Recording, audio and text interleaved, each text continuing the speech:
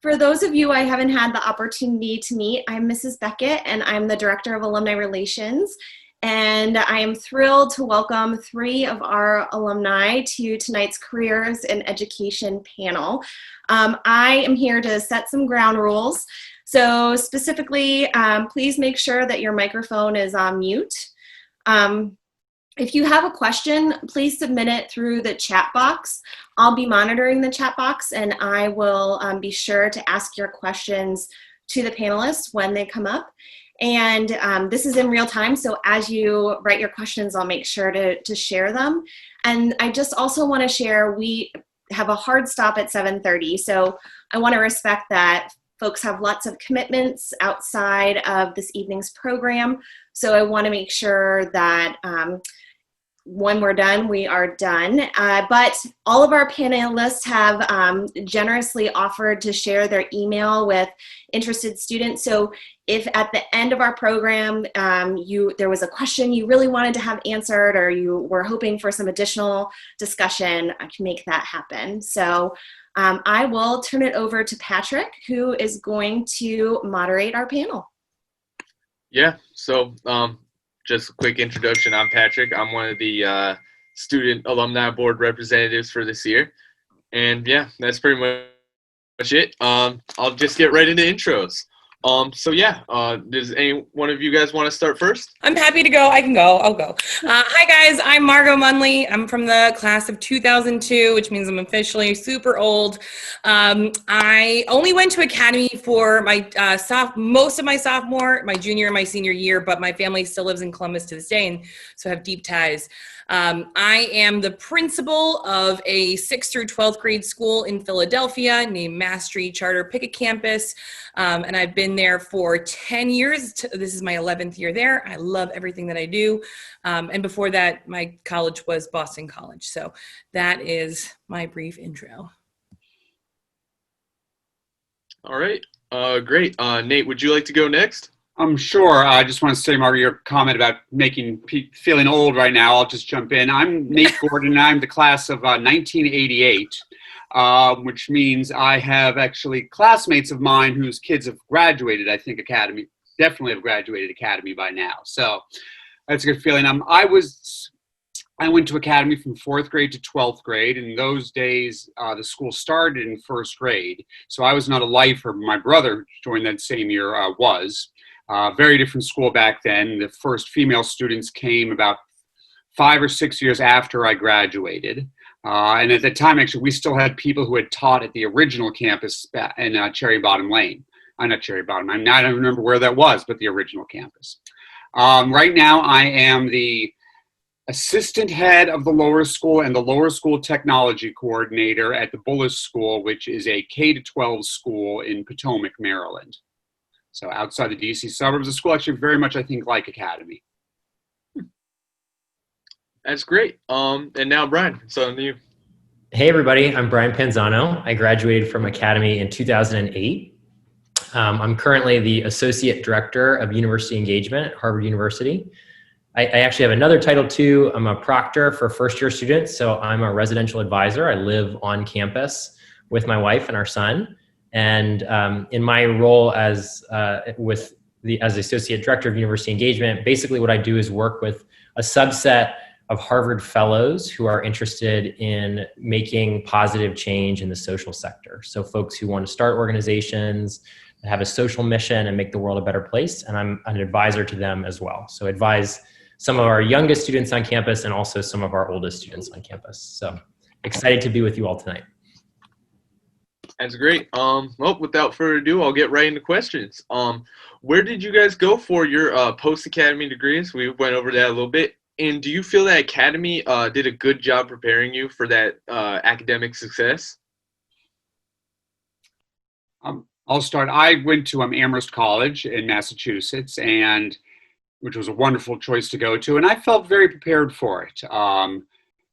Particularly on the writing aspect and the research aspect. That was one thing I felt I had an, I don't like to say advantage because that implies a competition, but that I was more comfortable at than many of my friends. The kind of independent amount of reading and research we had to do in the projects at Academy really prepared me. College was still, it was a step up. than what we had to do, but I felt pretty well prepared for it. I can go next. I went to Boston College, and then later University of Pennsylvania and Chestnut Hill College. And I definitely feel that Academy prepared me similar to Nate. I think writing was super strong. So if you know Mrs. Hogan, shout out to her. And then also in math, I was a pre-med student, so I had to take a lot of math. And I was the top like math person in pre-calc there, or sorry, not pre-calc, hello, just calculus there, and Spanish as well. And then in the sciences, I felt a little bit less prepared, but that's not because of Academy's fault. It's because it was terrible teaching that was happening at BC and just like designed to people not like it and weed people out. But in anything that was like a normal, lovely class, I was absolutely prepared in terms of rigor, critical thinking, and content for college. I think the one thing that my peers from Academy struggled in a little bit more than I did was the social component of college.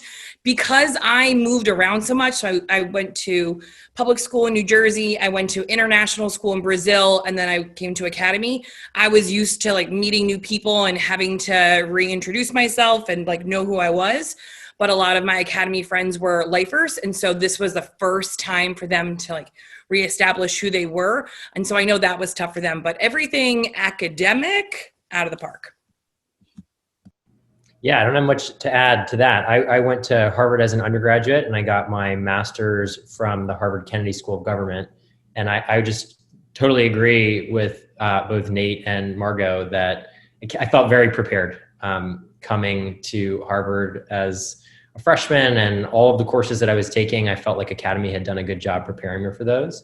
And in particular, I'd say I felt like I had an ability to communicate ideas in a way that was maybe even more clear than some of my classmates, and to be able to articulate my thoughts and have a good discussion. And that's something I definitely attribute to the small class size at Academy and the frequency of discussion that we had there. So that's something I really am appreciative of. All right, that's all great to hear. This actually segues pretty good into our next question. What did you all major in, and how did your major impact your post-college career choices? I had no plan on being an elementary school teacher when I went to Amherst, and Amherst didn't have any kind of still does not have any professional degrees. You know, there's officially no pre-med or education or business or anything like that there. I was planning on becoming a college professor, and high school history was going to be a temporary thing to do for a couple of years, which is pretty common in New England boarding schools. People go for a couple of years and then leave. But as I was looking around, I just realized that part of it was going back to my memories of my time at Academy, and what I wanted was that connection between the students and teachers. I didn't really want to be a researcher. I wanted the teaching to be the priority in what I did. And so I began really taking a second look at teaching jobs as the primary thing to do. And one of the placement guys suggested that I look into elementary school. And I should say my major was in history, and particularly my focus was on like 12th century medieval English land transactions. So there was really no connection between that and teaching first graders how to read. As much as I tried to bring it in later, they just, they weren't into those reading about, how different ways to transmit land between the barons and the manors, the monasteries. So it was a long sort of evolution thing, but what I'd say most prepared me then, the major didn't prepare me except in the sense of learning the skills of how to research, how to focus, how to study. The actual content never really comes into my daily life, but it was that kind of flexibility that a liberal arts education can give you that prepares you, I think, to adapt to other different fields. I love it. Maybe we'll just keep this order because then it makes things less awkward. Okay, cool. Thanks. Right. So yeah, I was a Hispanic studies major, math minor, pre-med, and then there's a core curriculum at BC. So basically I had no real clue what I wanted to do, and I wanted to do a smattering of everything, which in many ways set me up perfectly for what I do now. But in my mind, I was going to be a pediatrician. That was always the plan. That's what my parents wanted for me. But there, similar to you, Nate, there is no pre-med major at Boston College, so I had to pick something else. And I really loved Spanish from my experiences at Academy. Shout out to Senora Chavez. And I was like, I'm a jack of many trades and a master of absolutely none. So I loved in Hispanic studies, you got to do like film and poetry and history and literature all in Spanish and focus on lots of different countries. So that was a wonderful experience. And then I was in a Spanish class actually when a representative from Teach for America came in to talk to us about the program. I had never heard of it at that time, but I knew I didn't want to go straight into med school. So I was like, sure, that sounds like me. Those qualities are a lot like me, like so arrogant. And I applied and got in, had no clue what I was getting myself into, and then absolutely fell in love with urban education.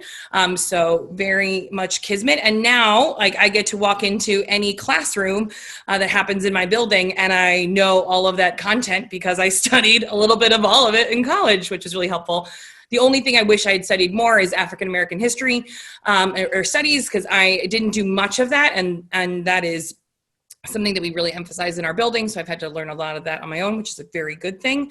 But I wish I had more experience with that beforehand. Margaux, very similar interests and journey. So I was a romance languages and literature, call it concentrator at Harvard, but major at Harvard.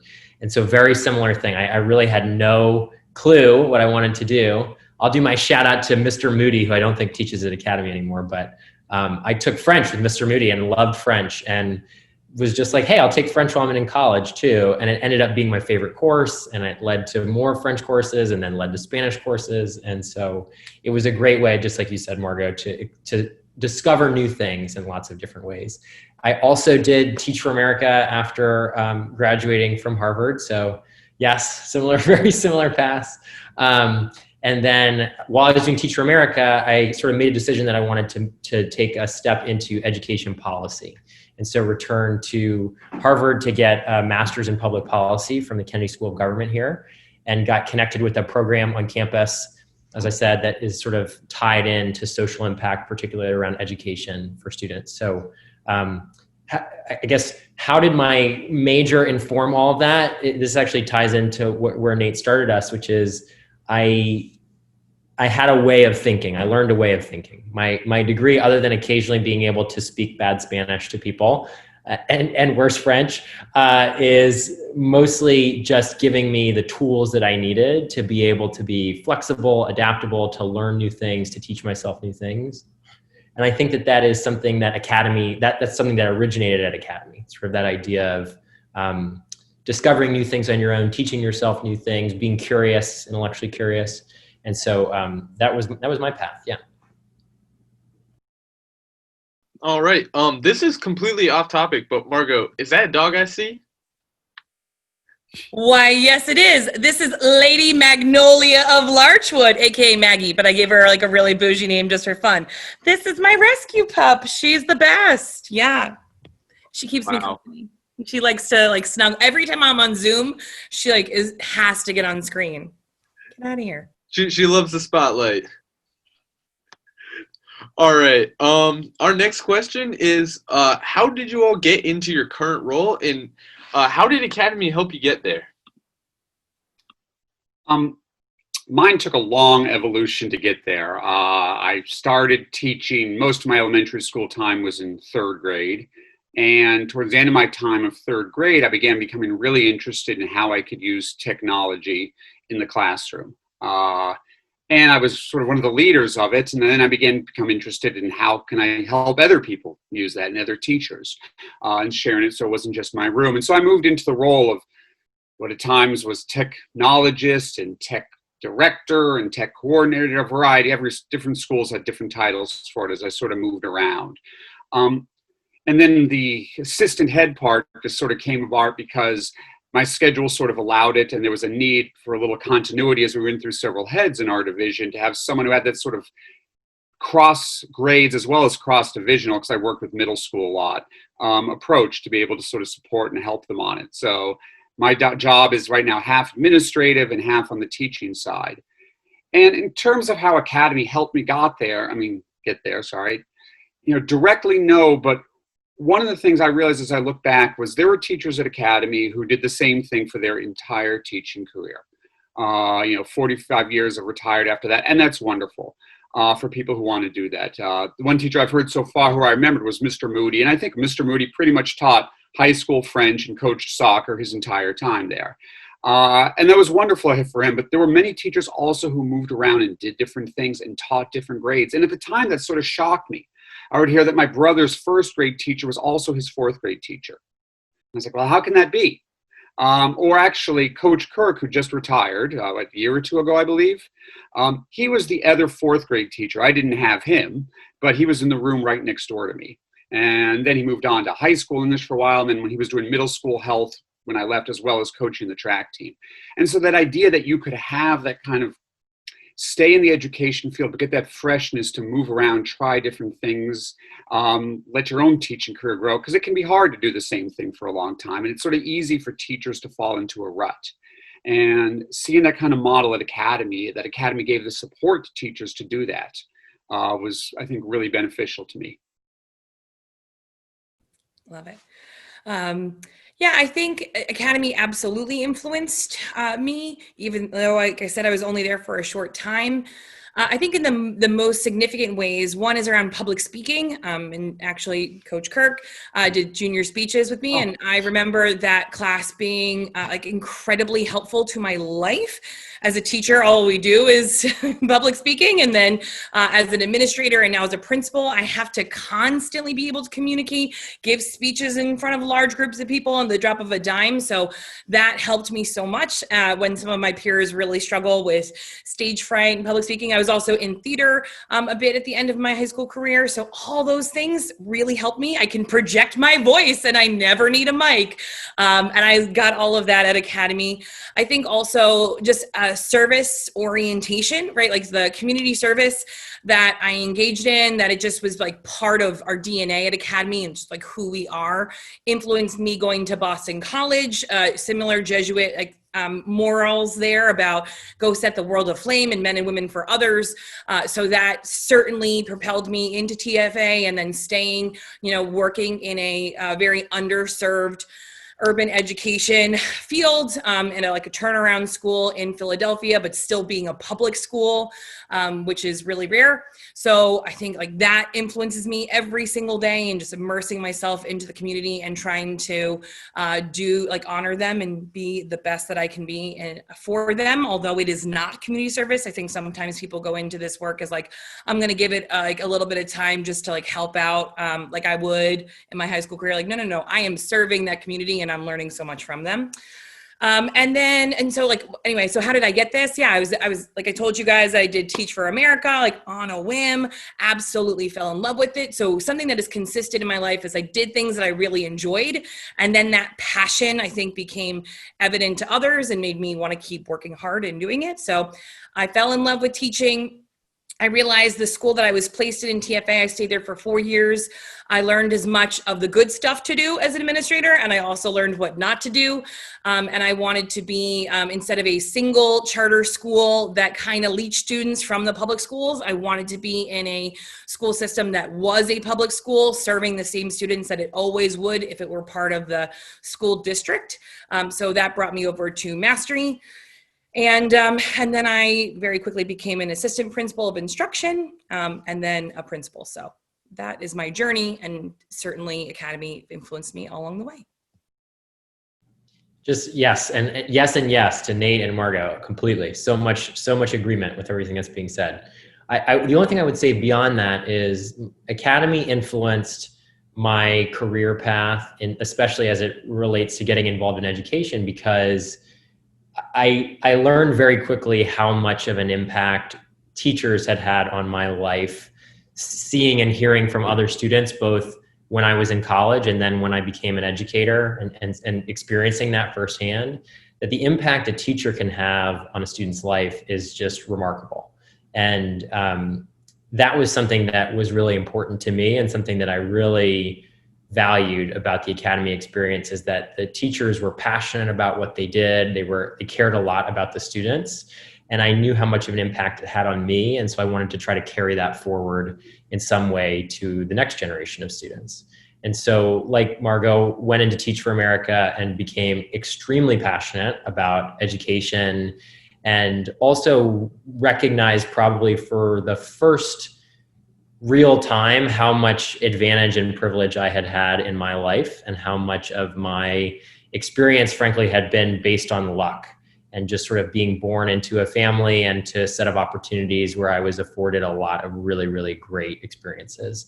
And so knowing that that was true, I wanted to make sure that that opportunity expanded to other kids, regardless of what their family background was like or what zip code they were born into. And so took a slightly different route than what Margaux and Nate did, and went more into the policy direction. So thinking about how to influence some of the higher level policies that affect the schools that they work in. And then, but continued to really want to be engaged one-on-one with students. So when I had the opportunity to come back to Harvard and get a master's degree, it just sort of fit together perfectly that I could continue to stay involved in education policy, but also work with the first year students who are transitioning to college. And Harvard is becoming an increasingly more diverse place with students from diverse backgrounds. So it's really fun to be able to support people from all around the world and all around the country from all different experiences. Great. All of that was great. What is something that would surprise people about the work that you do?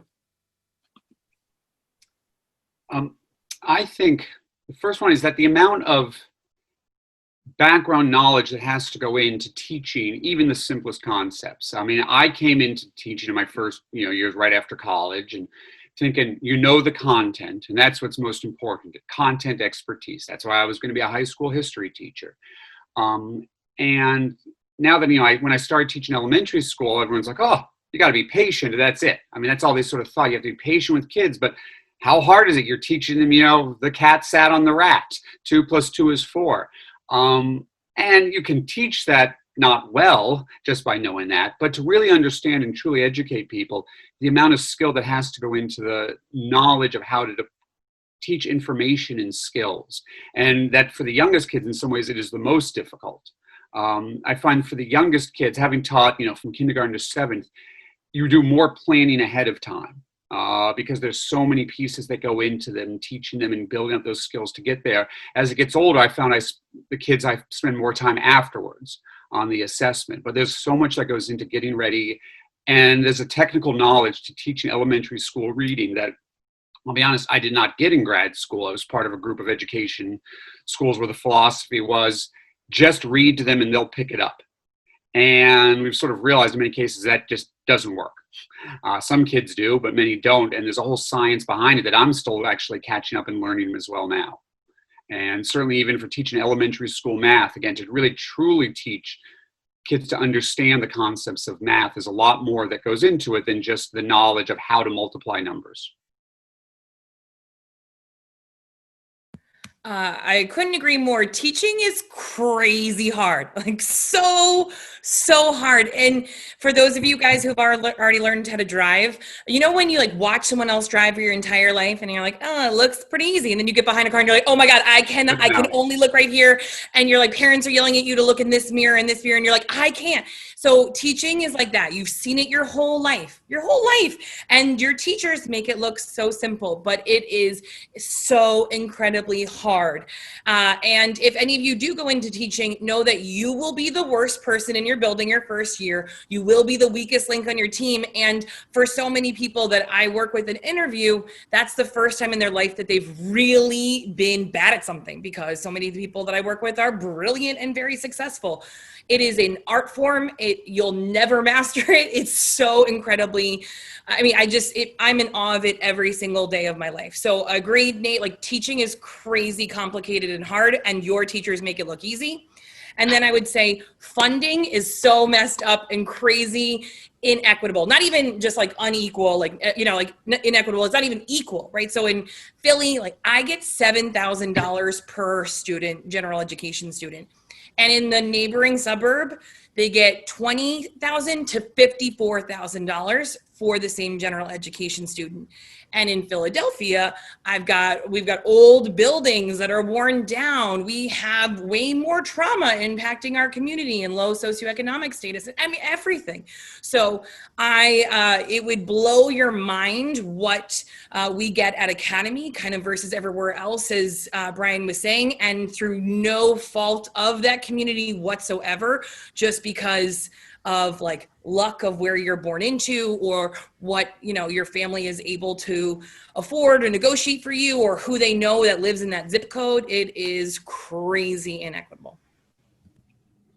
Yeah, so I think I'll go a slightly different direction and just say, one of the things that surprises people when I tell them that I work at Harvard is that some of the students that I work with are actually in their 60s and 70s. So there are these fellows who come back to campus for an educational experience, many of whom are former CEOs, heads of law firms, heads of state, who are coming back to continue to learn. And so I think the thing that I want to share with you all is that education never ends, and that there's always a desire, even as people get older, to continue to learn. And the ways in which you can engage in education are endless. It's not just as a teacher, it's not just as a principal.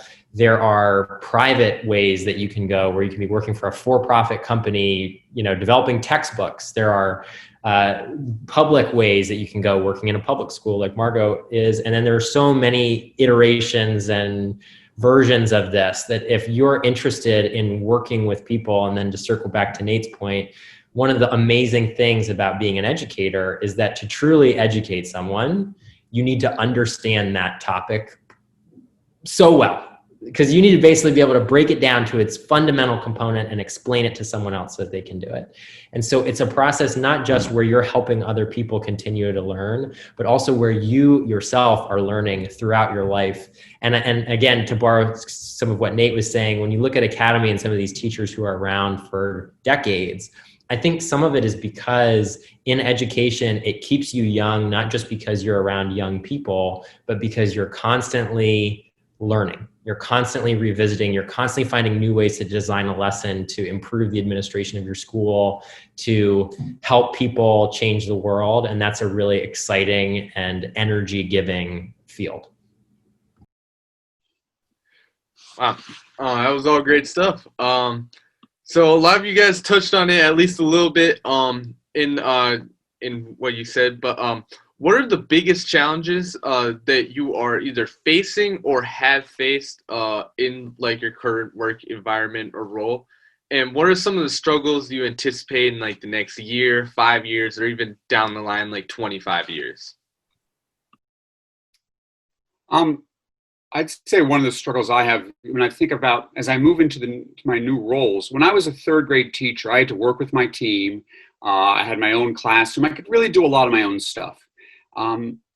Now that I'm a coordinator where I have to help all the teachers integrate skills, and now as a assistant head where I have an administrative role over them, it's a very different role being a supervisor to them, to colleagues of mine. What do I do with teachers who really just don't want to do technology, or just say, look, I just want to teach it this way because I've always done it? And there's not a lot of that, but in some, one of the most exciting open-minded teachers I have is open-minded about everything except technology, which partly because he doesn't understand it himself. He's a few years older than me. But everything else he does is incredible, thoughtful, thinkful, progressive understanding, how kids truly learn. So that's a personal challenge for me. It's why I frankly would never want to go beyond being the assistant head of a school. I look at these heads and the job they have and having to be that final decision. I'm glad I'm the one supporting them, if not making it. In terms of the future, I sort of think there's one big one is, as a teacher at an independent school like Bullis or a school like Academy, what are the future for schools like that economically?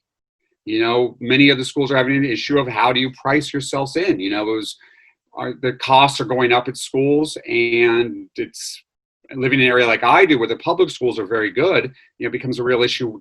What makes families decide to choose a school like us when they can get a very, very good education in the county around them? So that's one of the big challenges we have coming up. And another thing that I'm very excited about, though, is on the technology side, where, when I started teaching on the tech side, there was no real way to do coding or programming with young kids. but it's come down because there are tools available to kids who can start programming skills even if they can't read yet. And that's fine because there's so many ways for them to use that as an experiment. It's such a trial and error building engineering thing. I try something, I press a button, I see what happens. It hopped the wrong way. You know, Mr. Gordon, what happened? Well, let's look and see what you did. You know, to just realize it's not just that it didn't work. We got to see what happened.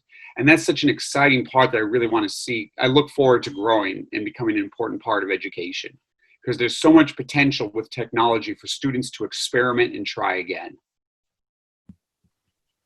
Love that.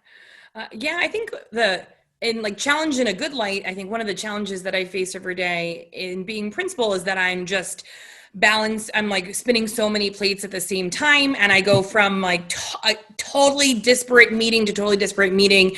And I like that. I love challenging my brain in that way and thinking through like, what is our budget? And then like going to a classroom to evaluate and then meeting with this person about the future and interviewing that. I love that. That is a great challenge that I face. What I don't love as much is being responsible for the physical and emotional well-being of everyone in the building every day, and especially right now, because COVID-19 is impacting my student population in really very significant ways, both in just like actually contracting the disease and then not having great health care to get through it. So we've lost a number of grandparents. A lot of my students don't live with their direct parents. They live with grandparents or aunts and uncles or in larger family communities. So when one person gets COVID, it really impacts a larger amount than if it was just like a one nuclear family. So COVID is impacting, inner cities at higher rates. And then my students are falling behind academically compared to their more affluent peers because of a lot of my students didn't have internet. So we are getting internet to all of our students and paying for it to make sure they have it. They didn't have laptops or devices. We did not have a system that was set up to just transition very quickly to a fully remote environment. And then ultimately making decisions like, do we come back? Do we not? And having to weigh academics and their future, but also their very real safety, like that keeps me up at night. And that is hard for me as a human being. And so like to be that professional, I can't just like leave it at work at, whatever out. I would say 5 o'clock, but like I work more than that every day. So whatever time I'm done that day, I can't just leave that at work. And it definitely impacts me as a person. So I've had to work a lot on self-care and how to be Margaux and not just like Principal Munnelly all the time. But something I look forward to, I do look forward to the ways in which COVID-19 will help change how we educate. Definitely technology is like something that we are having to put in the forefront of every decision we make right now and training that we do. And I think that's going to allow for more choices and opportunities for my students, like more trade school opportunities, AP courses, dual enrollment. I mean, everything across the spectrum that we even though it's like, we're like kind of a medium-sized school, couldn't really provide before. So I really look forward to where this takes us, even though living in it right now is not my favorite era in my professional life. As usual, I'm going to echo these two a lot with what I say, in that I'll speak specifically to higher education and some of the changes and challenges that we're facing. And I think definitely technology is bringing a lot of new considerations onto our plate. And I think circling back to kind of what Nate said, the cost of education is rising everywhere, but especially at universities and colleges. And I think students and families are less convinced in the return on that investment. And technology, I think, is really going to shake things up in the coming years about what am I able to do at a lower cost that is still empowers me to get a career or a job where I'm able to support my family, but doesn't require me to take on the debt that many students have to in order to get a college degree. And so it's been a challenge for us in the immediate term, just dealing with COVID-19, the fact that many students aren't able to come onto campus, and how do you educate students who are remote and in different time zones and have a different set of circumstances surrounding them. and what elements of an education are impossible to replicate in a virtual environment. And the answer is many elements. But that's something that I'm thinking about constantly. But I'm thinking also too that this is representative of a bigger shift in education overall, in particular about how we think about higher education. And then maybe not for the Harvard universities of the world, but certainly for community colleges, for vocational schools. Are students able to get those degrees and get those credentials without needing to cripple themselves with debt, basically? That's something that I think will set a new path in the way that education is going moving forward. Sounds good. What constitutes success for all of you? And well, this is a two-part question. What do you think is most exciting about your work, and what do you love most about what you do? Wait, real quick, Patrick, you're my favorite. Like every time after each question round, you just put a smile on all of our faces. I don't know if you've seen it, but I'm watching us. You rock. Thank you. Great, thank you. I mean, in the short term, I think I get success when I have a schedule that works and the teachers don't go complaining about it, because that's one of my jobs. But no, when I'm working with the kids and they discover something, and particularly something they thought would be hard, and it's not, and one where I didn't step in too much to go do this, but step back and go, what do you think is going to happen? What is the outcome you want here? What are some ways to do it? And they come up with that. Independently, even if it's just a first grader, making their cartoon character jump over a box, or the fifth graders designing a roller coaster that actually works for a project we did. There's so many ways, but when they discover that and explore it and have gotten that with as minimal help for me and just guidance and sort of maybe some nudging on there, and seeing that excitement on their face when they do that, for me, that's really what a truly successful lesson is. Yeah, absolutely. Yeah, eureka moment. For me, whether it's the student or the staff member, having that breakthrough is amazing. Like there's no feeling like it. And anytime I'm kind of down on a day, I realize it's because I haven't had enough of that. And so I could go into a particular classroom just to see it and experience it. I will also say success looks like nothing that I'm actually really formally evaluated on. I don't like student or state testing is a huge pressure point for inner city schools, and it really means absolutely nothing to my students' eventual success. Yet it is almost everything that I get from my superiors. So I just want to put that out there. Like that is. The ways in which evaluated is not how I feel successful. I feel successful when I see those moments when my students come back and they were able to pursue their dreams and choose the right post-secondary path for them, and that we set them up for success. So when we have career days and our students come back and speak, just like I am doing now, it's so bizarre to be in this role. And when the moderator asks them, did Beckett set you up for success? And when they say yes, like I feel incredible. And I just want my students and staff to really love school. Like I really want them to love and feel at home in the building, because that is what I felt at Academy. I felt seen and valued and heard, and part of an important space. And I want all of my students to find their own niche and staff as well, and just feel like they are part of the Beckett family. And when that happens, I feel successful. Yes and yes. Here I go. Broken record. Did you change the order? Yeah. You guys can change the order if you want. No, it's good. I like following these two. They're great. I'd say yes. Empowering students, empowering people to achieve something that they've been working on, to make a connection that they haven't been able to make before, is endlessly rewarding. And it's one of the coolest parts about working in education is that you get to essentially live vicariously through all of the people that you work through. And so, one of the challenges that I think Nate and Margaux and I all felt is we didn't really know exactly what it was we wanted to do. And one of the really cool things about education is that you get to do a little bit of all of it through your students by encouraging them to do it, or through the people that you work with. And it's so cool because I advise students who are engineers, I advise students who are into math, who are into literature, and it's so neat to be able to see the things that excite them and that they get passionate about, and to connect them and to further those dreams and those perspectives. It is so rewarding. yeah, teaching is the best. And just to circle back on something that Margaux said earlier too, you learn so much more from the people that you're working with than you ever could impart to them. And that's really kind of like the trick of all of this, is that, we're the teachers or the advisors or the principals or whatever, but really we're the ones who are deriving maybe even more benefit from any of the people that we work with.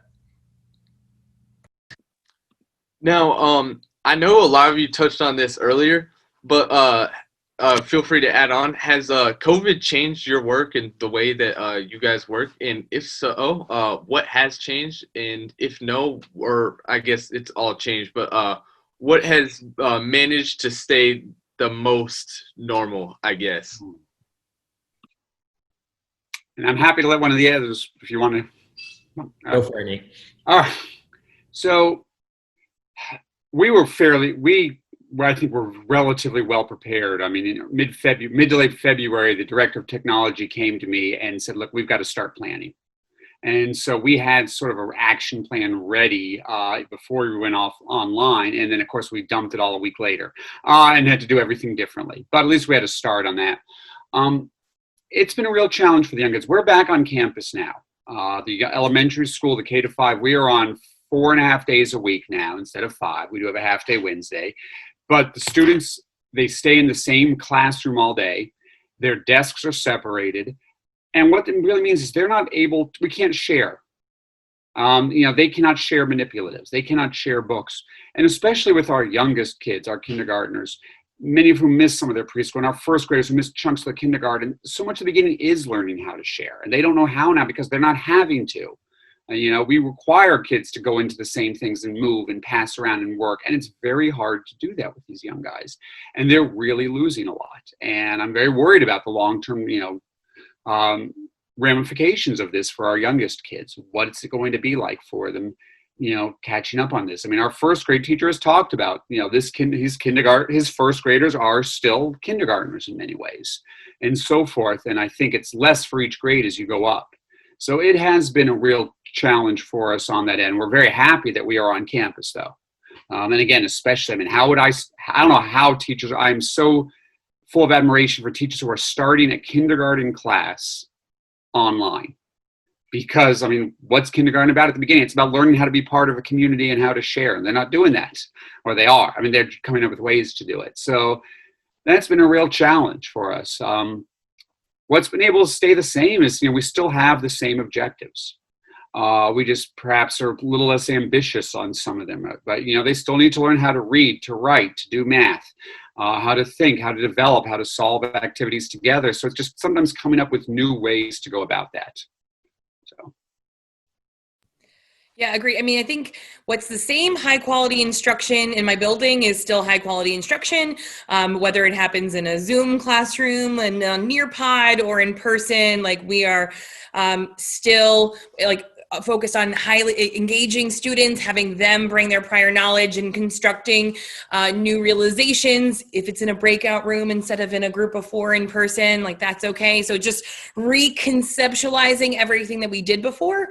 But it really is everything that we did before. Truly, I've never worked harder in my life. And one thing that I love about my job is that every day is new and constantly learning new things and problem solving. But this is the most amount of new, literally I couldn't take anything I did before, any system I had, any way that I scheduled classes, any way that we provided, everything had to be turned around and in a way that, running a school I've never run before. I've never run anything like this. I've never taught a fully virtual class. So to train teachers on how to do it, when I have not done it myself, those are real challenges. And we have not been in the building in a large sense since March 12th. So, because Friday the 13th will always be in my brain. That was the first day we weren't there. And it feels like a ghost town. You walk through, you still see all the signs from that time. And so, yeah, that's really hard. I think the other thing that's really hard for me is building relationship. I know every single one of my students' names. I can tell how they're feeling when they walk into the building. And I know all of my staff and know a lot about them. And I can quickly pick up on that in person, and it's hard to do that virtually. I can't like walk down the hallway and just get a sense and a pulse of how everyone's feeling and what we need to do. So building relationships and responding to the needs of my students and staff is very different in this time. So very new. Yeah, COVID has been a total seismic shift for us. All of our programming shifted to Zoom basically overnight.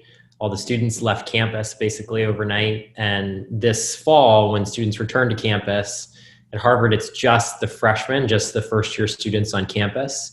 And the protocols for those students are really unusual. There's masks everywhere they go. There's constant testing.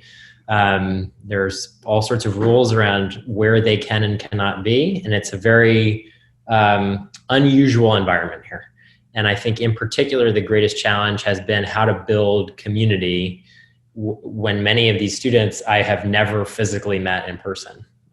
They're either at their home, wherever that might be, or they're on campus in a location where they're pretty far from me. And so I don't actually physically interact with them at all, which is very different than what I'm used to. And to Margaux's point, there's a certain awareness that you have about people being physically present with them and having those in-person interactions that just isn't possible over Zoom. But the thing that's been really cool and has maybe been a silver lining to this too, is that we have been able to bring in and connect people who might not otherwise be able to across geography and across time and space, frankly. It's just, someone who might be limited by their schedule or their travel plans to come speak to students is now no longer limited, because all they need to do is open up their computer, in much the way that all I needed to do is open up my computer to be with you all tonight. It would not have been physically possible for me to come back to Columbus and chat with you, but here I am. And so that's a really cool part of this, and maybe one of the silver linings that I think will hopefully persist even after COVID is long gone. Just as a follow-up, one thing I says, I realized over the last couple of days, I don't know what some of my new students look like, and because they wear masks, and I know their eyes. And occasionally I'll see that they'll take their mask off, lunch or taking a photo that I let them do, and I realized I didn't know they looked like that. And I'm now 7 weeks into the school year, so that's a weird feeling, Nate, just to add to that, one thing that was really strange for me, because I'm dealing with college students, is I don't know how tall people are. And so when I see them sometimes across campus, I think, whoa, you're 6.5 feet tall. I never would have guessed that based on your square. You definitely look like 5'8" or 5'10" just from the square, I should say, I know what the kindergartners and first graders look like, because the masks, no matter what they do, they just fall off. You see them just slowly sliding down in the middle of, time. So.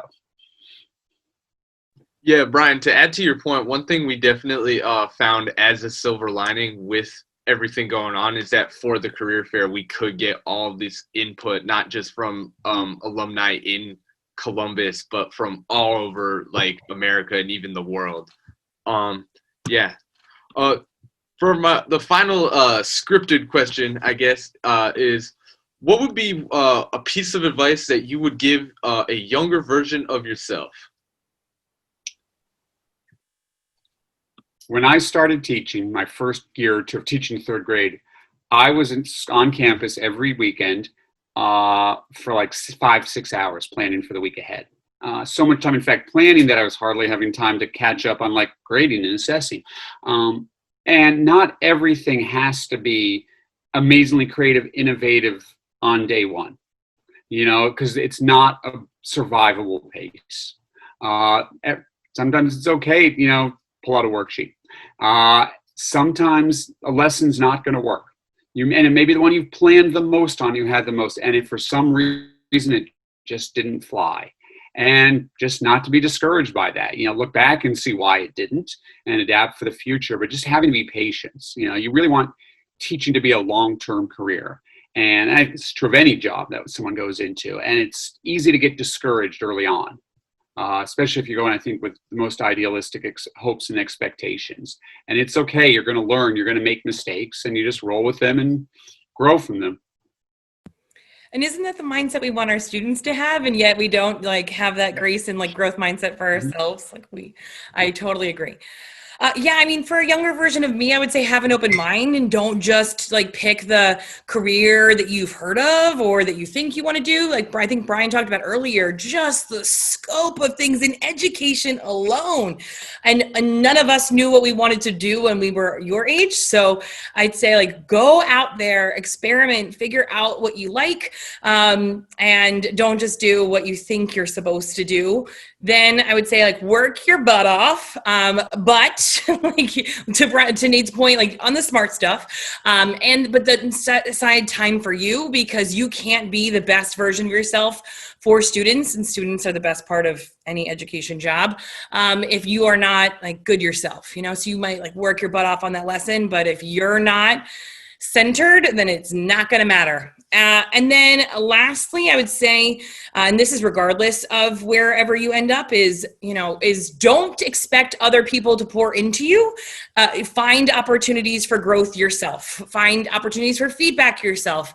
And act like the role that you want to be and not the role that you're currently in if it's not that role, right? So leave nothing to the imagination. I never wanted the person interviewing me to have to imagine me as an assistant principal or to imagine me as a principal. I just acted like that role in a very humble way, as whatever I was currently doing. So no imagination required. I was already that. So I got the thing that I ultimately wanted to do, and now I'm cool being here. The advice I would give is even a bad job is good information. And what I mean by that is you're never going to have perfect understanding of if this job is the right one for you at this moment in time. But even a job where you hate it, you learn what you hate. And in some ways, that's almost more helpful than a job where you like most of the elements of it and you're not really quite able to understand what about it doesn't quite sit perfectly with you. So in some ways, that should be freeing because even a job that's bad is still helping you. And so don't be so... Not everything has to fit perfectly onto a track that you can see clearly when you're 18, because that doesn't exist. So take those steps forward, learn, and then pivot accordingly and take another step in whatever direction seems like the right one at that moment in time. And I think you'll be pleased with where you end up. It's a true scientific experiment, right? Like that's what you guys do in science class all the time, and that's life. All right, well, that gets, we're all done with all of our quote-unquote scripted questions. Ms. Beckett, do you have any questions from the audience or anyone actually? Feel free to ask a question. I did not get any questions through the chat box, but if anyone does have a question, yeah, feel free to unmute yourself and ask. This is mainly for Nate and Margaux, but I did a bunch of work with some 3 and 4-year-olds over the summer, and it was really fun, but it was really hard to like keep them spread out and everything. Have you guys had to like be like just arm's length, try to do whatever you can, or is it like try to get them to visualize it? Actually, more for Nate, because you guys are on campus. Yeah, it's hard. We have cues in the classroom. I mean, in many cases, we've had to do desks isolated, which again, is not something we really want to do in elementary school. Dots on there. One teacher taped the carpet in her room, and facilities said, we can't do that because the vacuum cleaners are going to pull those up every day, and it's going to tear up their machines. But it's hard. I think. We teach them cues. We teach them, zombie walk, and Frankenstein walk like this. Obviously they're not going to understand 6 feet when they're with the youngest kids. So it's just reminding them they have to keep space from each other and understanding, look, they are going to get in each other's space. One of the fortunate things, such as it is right now, all the studies indicate that the vector among young kids is a low transmission. There was a lot of fear going back into school, and I had some of this too, that this was going to be a hotbed. They were going to be just, clusters and spawning grounds. And so far, we fortunately have proved ourselves wrong. And if anything, the kids are a little cleaner than they have been because we are enforcing the hand washing rule. So hopefully this will be a lighter year for, the flu and cold. It's already started a bit this week, but we're sort of hoping that, there'll be some improvement there. It's just, they don't understand it. It's nature to be in the space. You just have to be patient with it. As a reminder, we have to move over here. No, you have to stay on your spot or stay in your base or this or that or the other. So with the understanding that they're going to do it. And that's why we enforce then the other things that you can work on with them, which is the washing the hands and as much as you can, wearing the masks and things like that. And trying to be outside as much as we can too. So I received a question. So how much time do each of you spend on your job outside of what would be like traditional work hours? And how much free time do you have? And this might be our last question for the evening, trying to really stick to that 7:30 deadline. I'll be honest, when I was a third grade teacher, I would spend another 2 to 3 hours each day, I felt like, on my job. It's a little less actually now that I've moved into tech and admin. It's sort of easier for me to plan. It's a lot more, my job is reacting to situations. I'm on email a lot more though, with teachers often, with the head, you know. So it's sort of that rolling around, but I am able to get the time for it. Fortunately, I'm able to go to the gym almost every day afterwards and some days coach there. And that's been a big part for me, my sanity is, you know, keeping my regular exercise in every day. Yeah, I don't know what those regular work hours are. First of all, I'm a workaholic. Like that's just in my DNA.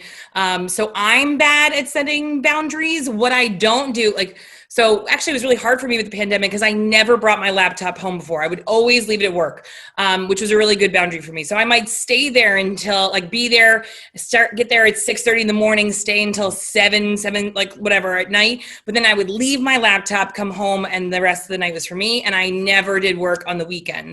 I would always say don't sully your Sundays. Those Sunday scaries are the worst. So I would work late on a Friday potentially, but I wouldn't do any work over the weekend. The weekend rule is still true. It really fluctuates though. The weeks right before we decided to go fully virtual, 2 weeks before teachers were back in the building and 3 weeks before students started. And I was working weekends until 2 in the morning. I've never worked harder in my life. So it really fluctuates. But yeah, I would say that on the average, I work 11, 12, maybe more hour days, 5 days a week, and then I don't do work on weekends.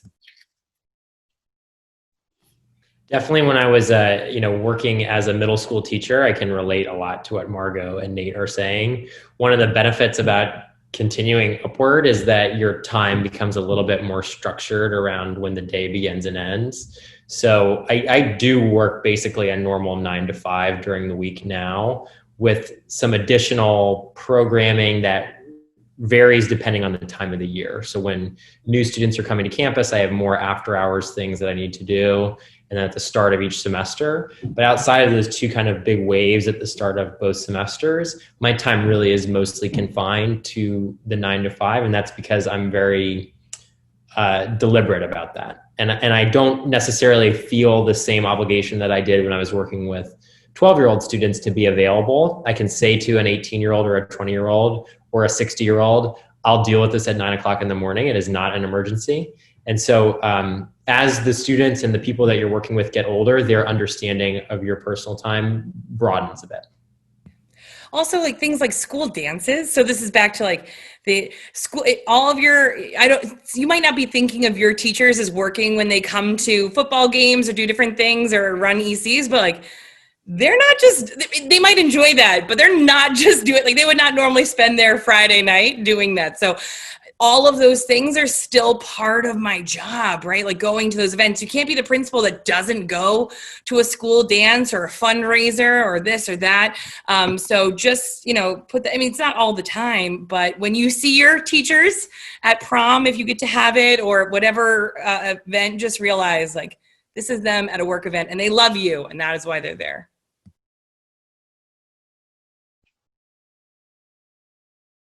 All right. Well, I think that wraps everything up. That's not a profound way to end, though. Brian, say something else. I will say one last thing, which is just that, thinking about education, and I'm so thrilled to see that there are students on this call, because I was sort of curious about who wants to come to the career fair about education. But It is so rewarding, and I have absolutely zero regrets about pursuing this pathway, and consider it at the very least is what I'll say, because it is really, really, really a rich and rewarding way to spend your life. Yeah, I mean, I'm coming up now on, year 28 being a teacher, which means in all likelihood, I'm more than halfway through it. And, there are times I'm like, oh, wish I had that job, or wish I had this job. I didn't have to do that. But, I have really no real regrets about it. It's just been a blast of energy and enthusiasm. And it's just a constant way for me to keep growing and to stay young. By not just being with it, but always learning. And, education's a field that changes. Philosophy is so different than it was when I got into this, and then when I went into when I was during my school days. So there's so much to grow as a teacher, in so many ways to, as all three of us have done, find our own paths within it and explore and create our own little niches of what it is that we like to do best. Well, thank you so much to our alumni panelists for joining us this evening. Thank you for your insights and for all of the great advice that you shared with our students. We are so grateful to you and for everything that you've given us this evening. So, and if you're a student who has further questions or would like to follow up with any of the panelists, please connect with me or Ms. Conti, and we'd be happy to connect you with our alumni speakers. So at 7:32, I broke my promise. We went over by a couple of minutes. Right. But thank you everyone for your time this evening.